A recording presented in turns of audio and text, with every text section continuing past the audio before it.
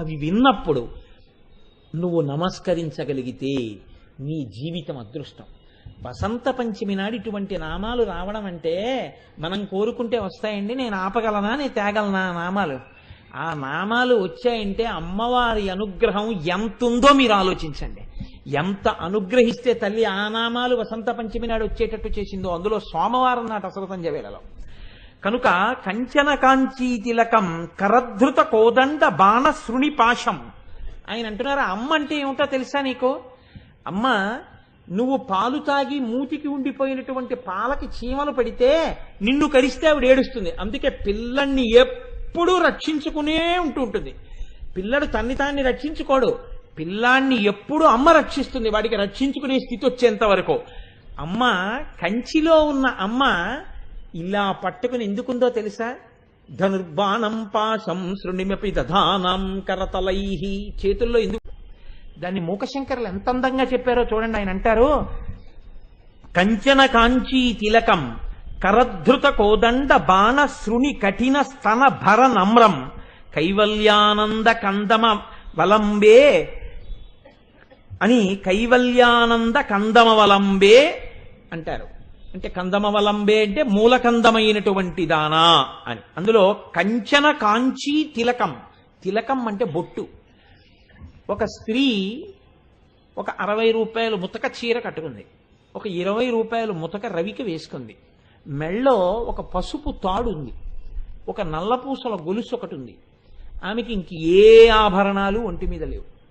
కాళ్ళకి ఓ 2 మట్టెలు పెట్టుకుని ఉంది, సిగలో ఓ గడ్డి పువ్వు పెట్టుకుంది. ఇప్పుడు ఆమెని చూస్తే చాలా పేదరాలు. ఆమె ముఖానికి కాస్త పసుపు రాసుకుని ఓ బొట్టు పెట్టుకుని ఆమె అలా వస్తోంది. ఇంకొక ఆమె కోట్లకి పడగలెత్తినటువంటి ఐశ్వర్యవంతురాలు, ఒంటి మీదంతా నగలు పెట్టుకుని ఉంది, కానీ ఆవిడికి బొట్టు ఒక్కటే లేదు. ఇప్పుడు మీరు ఇవాళ శ్రీ పంచమి, వసంత పంచమి, ఒక్క తాంబూలం ఇచ్చుకుందామంటే ఇద్దరిలో ఎవరిని పిలుస్తారు లోపలికి? బొట్టున్నావిడ్నే పిలుస్తారు. ఎందుకు పిలుస్తారు? తాంబూలం పుచ్చుకునే అధికారం ఆవిడకి ఒక్కరికే ఉంది. ఎందుకుంది? ఆవిడికి బొట్టు ఉంది. బొట్టు ఉండడమే సత్కారమును పొందడానికి, అమ్మవారిగా ఆదరణ పొందడానికి హేతువైంది. ఆవిడ కంచన కాంచీ తిలకం. నీకు ఏది తెలిసినా తెలియకపోయినా పర్వాలేదు, ఆవిడ నీ తల్లి అన్న విషయాన్ని నువ్వు చెప్పినా గుర్తుపట్టలేకపోతే నిన్ను బాగు చేసేవాళ్ళు లేడు. ఈ తిలకం ఒక్కటి ఉంటే మిగిలినవన్నీ లేకపోయినా ఆవిడ ఎలా ఆదరింపబడిందో, అమ్మని లలితా సహస్రంలో ఏ నామాలతో చెప్పారో అవి విన్నప్పుడు నువ్వు నమస్కరించగలిగితే నీ జీవితం అదృష్టం.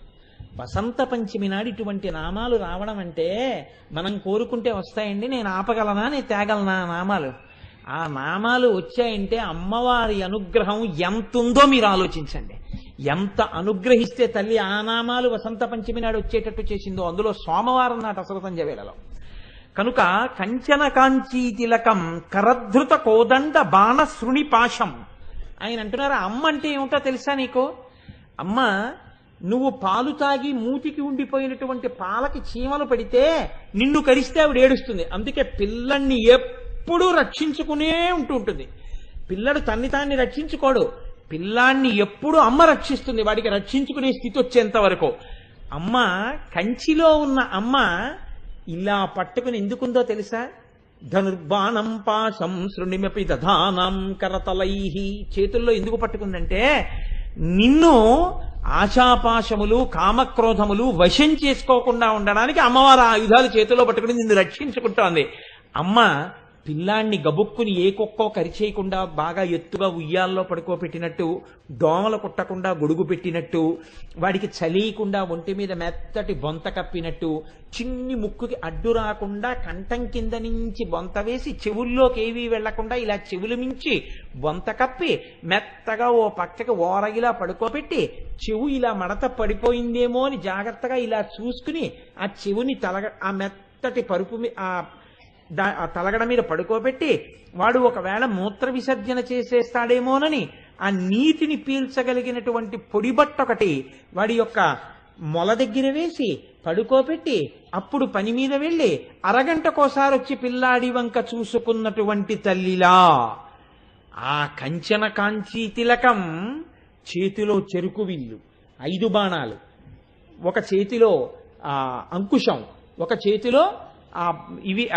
అంకుశం పాశం పట్టుకుని నిన్ను రక్షిస్తూ నిన్ను ఏ దుష్ట శక్తులు ఏ బలహీనతలు కబళిస్తాయో అవి కబళించకుండా ఆవిడివి పట్టుకునుంది. అందుకేగా 4 ఆయుధాల యొక్క రక్షణ శక్తి ఎలా ఉంటుందో మీరు విన్నారా?